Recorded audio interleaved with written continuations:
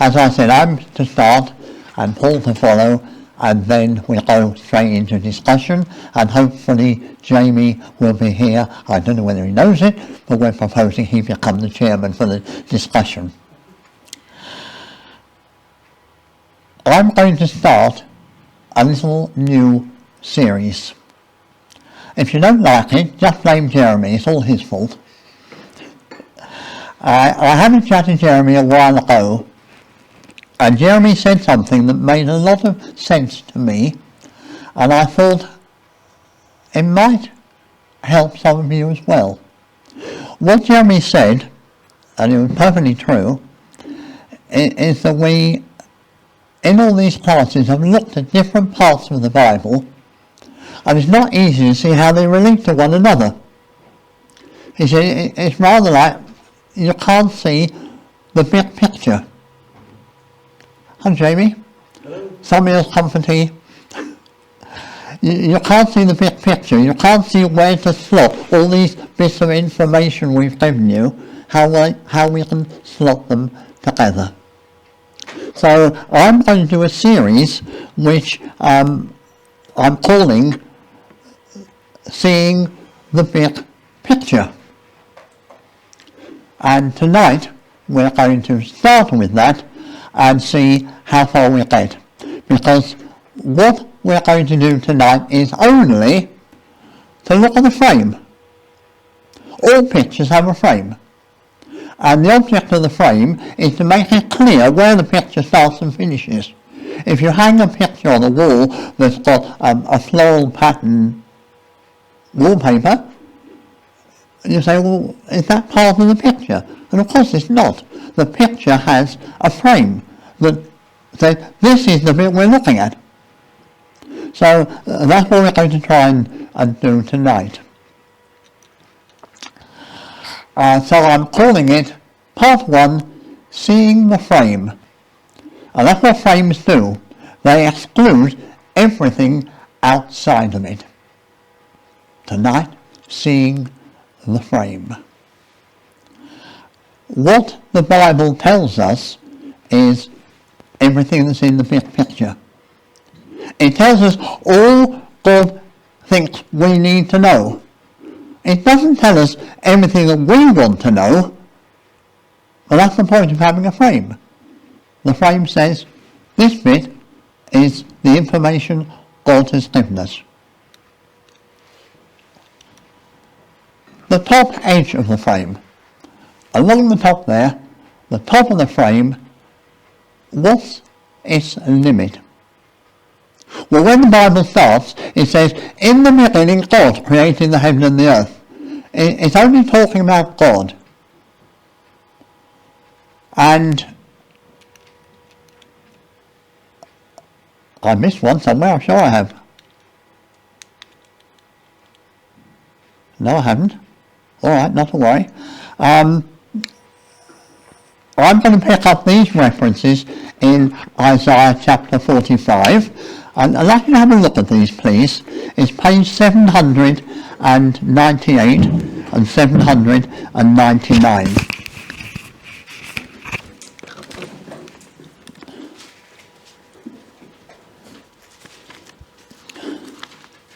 Isaiah in chapter 45.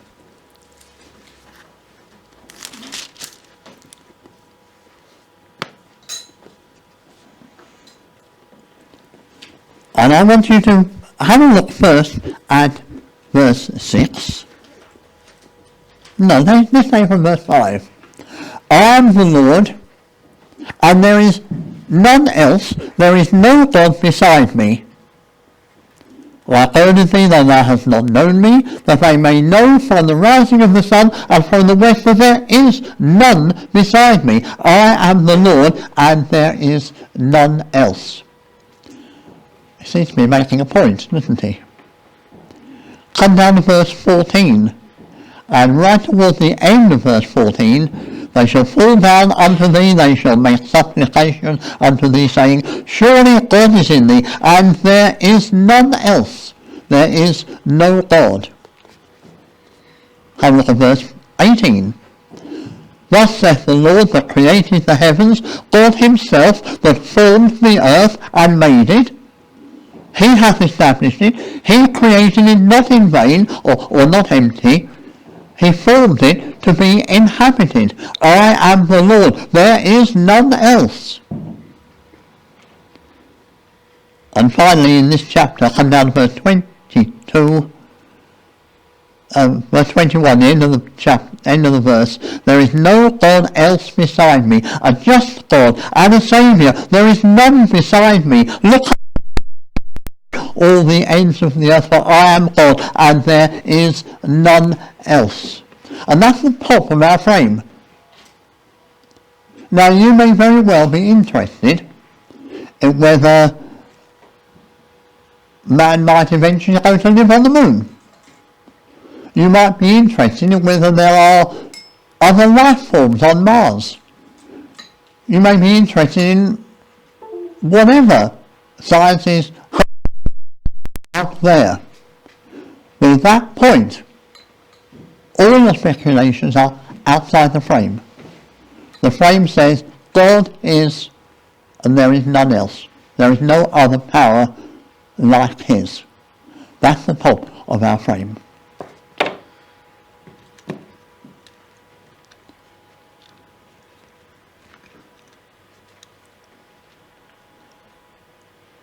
This is a quotation from Daniel. It's a nice one, it makes a nice point. He is the living God, and steadfast forever. His kingdom that we shall not be destroyed, and his dominion shall be even unto the end. So what he's saying is that God's kingdom starts... I thought I had a pointer on here.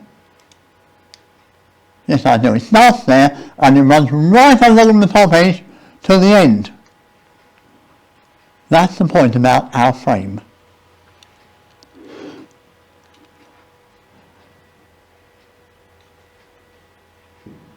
We're going to turn now to look at the left-hand side of the frame over there. And the Bible starts off with telling us something about the beginning of it.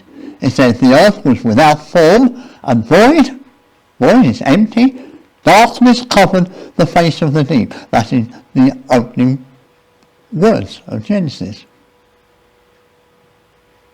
Without form, it was shapeless, it was void, it was empty, it was darkness.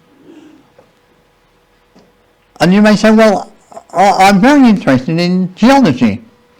And the geologists tell us that there is the rock formations go back millions of years. I don't know whether they do or not. All I'm saying is that the end of the frame, where God is concerned, this is where he starts. What happened before that, I don't know, you don't know, and God is not going to tell us. That's the end of our frame.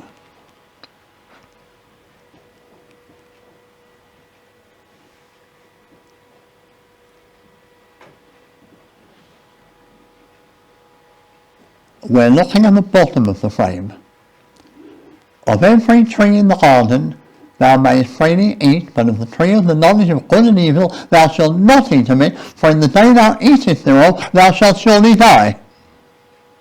This is the bottom of the frame. And at the bottom of the frame we've got all these people running hither and thither, some going one way, some going in another way. And they're going to carry on like that until they get to the end of the picture, because like the top, the bottom starts at the left and it goes all the way to the end on the right.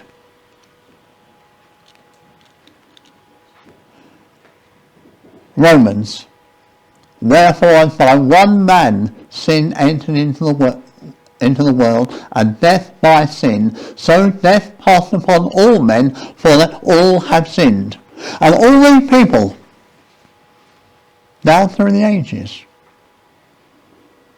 they stand up and they walk, some one way, some another. Some going forward, some going backward. But rather like the leaves on the tree that in the autumn wither. They all come to the autumn of their lives, sooner or later, and fail. End of story. You may say, well, I understand that there is underneath the earth a subterranean area that's a fiery place of torments, where there is a hell and a devil and demons that torture people. It's below the level of our frame, because it's not in the Bible. That's the point. Our frame has a bottom, and the bottom ends with the death of humanity.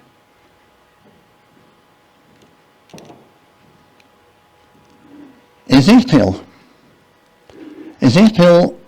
18 is a lovely chapter, and on 3 occasions in that chapter we get these quotations. The soul that sins, it shall die. He that hath done abominations, he shall die.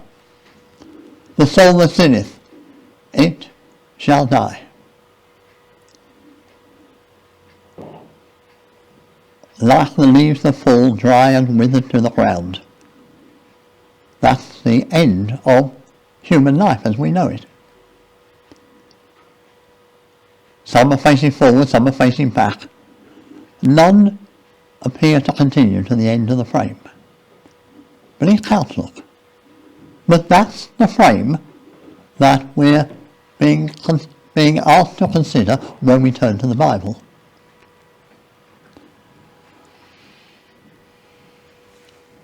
There are some other passages which I'm not going to spend time looking at now. Let's go on to the right-hand side of the frame. Because on the right-hand side of the frame we find there is a conclusion, there is an end. Let's hear the conclusion of the whole matter. Fear God, says the writer to the Ecclesiastes. Fear God, keep his commandments. This is the whole duty of man. Have a look at it, will you? It's page 751. I want you to look at it for a reason. Ecclesiastes is only a little book, but with a page number you should find it all right. 751. And although it says Song of Solomon on the page, it's the verses before that I'm interested in. This verse 13 that's on the screen. Let's hear the conclusion of the whole matter. Fear God and keep his commandments, for this is the whole duty of man. There's something I want you to notice in that verse, and it's the word duty. And you notice it's in italics. It's a different typeface to all the rest. And in the Bible, wherever you get a word or two in italics like that, what it signifies is that in the Hebrew text there is no equivalent word. And so what a lot of us would read, and what some modern versions read, is fear God, keep his commandments, for this is the whole man. The man is only ever complete if he keeps the whole of his service to God. Fearing God, keeping his commandments, that's what makes a whole man, whole and entire. So those men and women whom we saw running across the bottom of the screen, the only ones who are those who fear God and keep his commandments, they're going to be judged. That's what the next verse says. God shall bring every work into judgment with every secret thing, whether it be good or whether it be evil. God has a purpose. And that purpose is something that over the next few sessions in this little series we're going to be examining together.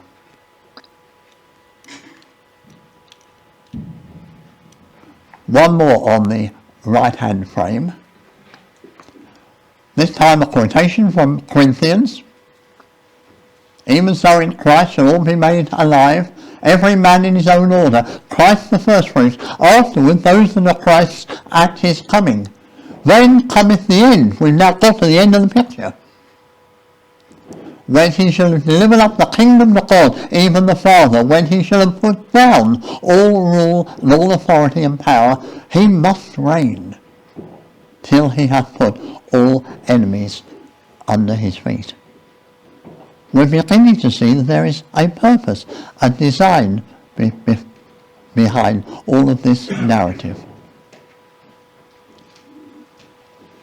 And when we're talking about seeing the big picture, you only really understand the big picture if you can grasp that it is all leading up to something. And when you know what it's leading up to, then we can say, where do all the other bits fit in? But you need to have this overall picture first. That's why we have a picture frame which is telling us the limits of what this is all about. I think I have another quotation I wanted you to have a look at.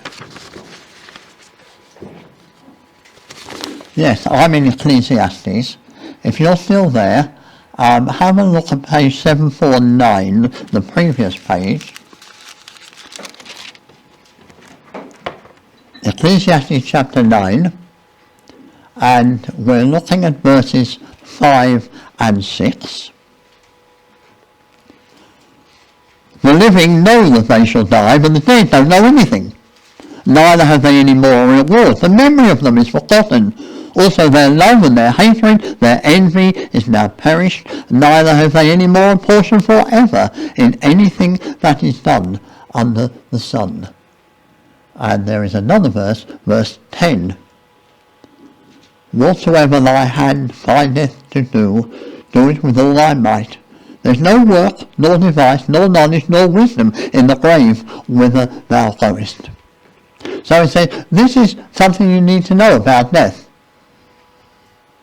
There is an unconscious state. You will say, wait a minute, I'm sure I've heard you talk about resurrection. Well, yes, that's part of the end picture, but not at this point. At this point, he's saying, all those people running along the bottom of the screen, they lie unconscious until. And it's the until that is important. I want you to come with me now to Isaiah. Further on Isaiah, and we're going to pick up the second chapter early on. And next time we'll have a rather closer look at Isaiah, but there are two passages here I want us to think about. Isaiah chapter 2, we're going to read together verses 1 to 4, and later on we're going to read another rather longer section. So would somebody like to read these for me? Isaiah chapter 2, chapter 2, and the first 4 verses, a volunteer. If we don't have a volunteer, we'll have to have a pressed man. Right, okay, lad. The word that Isaiah the son of Amos saw concerning Judah and Jerusalem. And it shall come to pass in the last days that the mountain of the Lord's house shall be established in the top of the mountains, and shall be exalted above the hills, and all nations shall flow unto it. And many people shall go and say, Come ye, let us go up to the mountain of the Lord, to the house of the God of Jacob, and he will teach us of his ways, and we will walk in his paths. For out of Zion shall go forth the law, and the word of the Lord from Jerusalem. And he shall judge among the nations, and shall rebuke many people. And they shall beat their swords into plowshares, and their spears into pruning hooks. Nation shall not lift up sword against nation, neither shall they learn war any more. Right. So, coming to the end of the picture, come to this right-hand end, we've now got a positive picture. a picture that's worth looking at, that's worth anticipating, and next time we will look at that in a bit more detail. Just as we're passing, and I'm sure we've said it here before, the phrases here about beating their swords into plowshares is on part of the United Nations building in New York. The other one we're going to is also further on, but it's a prophet. It's a little prophet called Micah, and you'll find him on page 799, I think.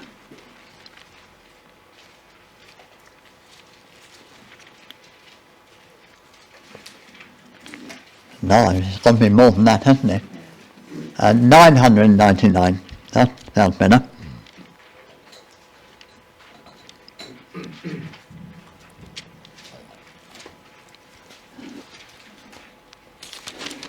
Yeah, page 999.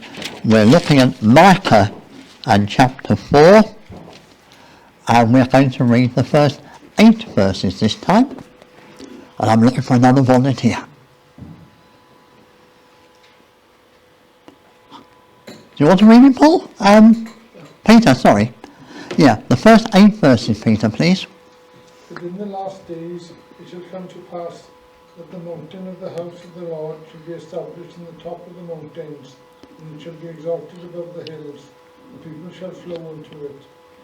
And many nations shall come and say, Come and let us go up to the mountain of the Lord, and to the house of the God of Jacob, and he will teach us of his ways, and we will walk in his paths. For the law shall go forth of Zion, and the word of the Lord from Jerusalem. And he shall judge among many people, and good strong nations afar off.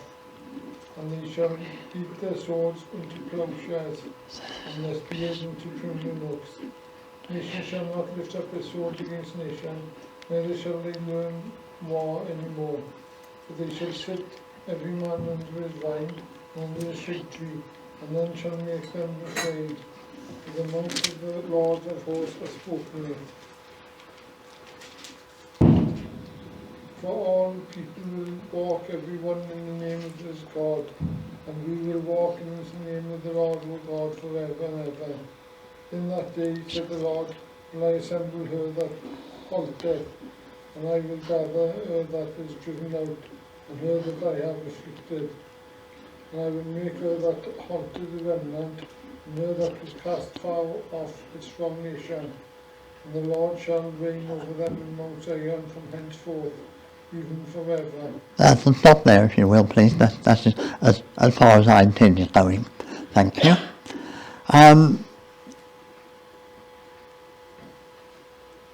Just one little phrase in there that's a little unusual for us. Him that halteth. People that halt are people who've got a bit of a limp. They find it difficult walking. It's just an expression of how people of different sorts, people of different capabilities, are all involved in this picture at the end of our frame. But what I want you to grasp is that when we've looked at the frame, where we have seen its boundaries, when it comes to the end, we have got a picture that's dynamic, that's worth looking at, that's worth working towards. Now, next time I do this, addressing this series, we will look at that much more closely. We'll look at it for a number of reasons. Mystery stories, whodunits. Well, you've got a detective story, you start reading it, and you read it for a while, and you think, well, there are clues here. I wonder who did it. And the exasperated if they can't work it out for themselves, and say, let's turn to the end of the book. We'll have a look at the last few pages, and, it was the butler, he did it. I thought it was him. It's easy to be wise after the event. Looking at the end pages helps us to look out for the clues. Or we're all like donkeys. And you see the old picture of a man with a stick, and hanging on the end of the stick is a carrot, and he dangles it in front of the donkey and the donkey goes like this, he's trying to get at it. Well, it's the same idea. But next time when we look at the end of the picture more closely, it will encourage us to persevere in examining the big picture. He said, there's something there and I want to be part of it. This is where it's going. This is the direction of travel. No matter how limiting the top and the left-hand side are, no matter how devastating the bottom is with all these people who are living their lives, some going one way, some going another, the end of the picture is a glorious one. And when we come to fill in the middle, we'll see ourselves working towards it. And so, another quotation from Ecclesiastes, God hath made everything beautiful in its time. Also he has set the world in their heart. What's that mean? God has set the world in people's hearts. Well, what it means is, so many people, most of the people we meet, are full of what the world is like, are wanting to be part of the world, wanting to keep up with the Joneses or whatever, so that no man can find out the work that God maketh from the beginning to the end. So don't let the world get set in your heart. Say, let's have a look and see where this story is going, where it's leading us. Because Isaiah again says, declaring the end from the beginning and from ancient times, things which are not yet done. God says, my counsel shall stand, and I will do all my pleasure. And so next time, we'll have another look at seeing the big picture. And part 2 will be seeing the end from our beginning, wherever we are in this bottom mass of humanity. Wherever we are, we can see the end from the beginning, because in God's Word, that's what it's all about. It's the direction of travel that brings us to that end. Thanks for your attention.